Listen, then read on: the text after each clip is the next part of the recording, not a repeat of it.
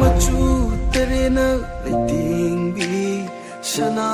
leipak Manipur shana bagi lamjil da mingchat kaya purakni khanghal asi malem da kanam lasi wari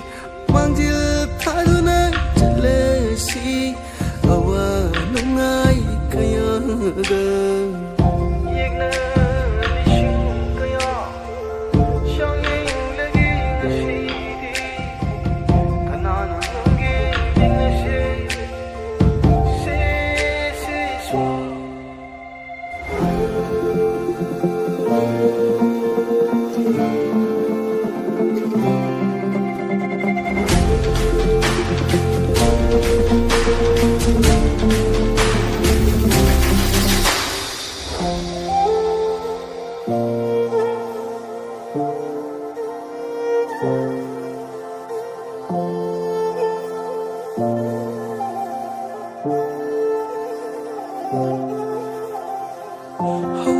Hauro pari emotion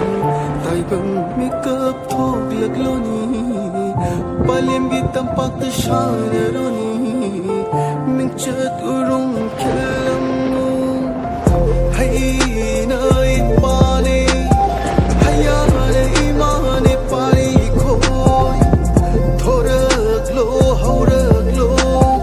imagila man shingla se wasak saglasi mangjil thaduna chalasi khanghallasi malimda awab nungai bakayaga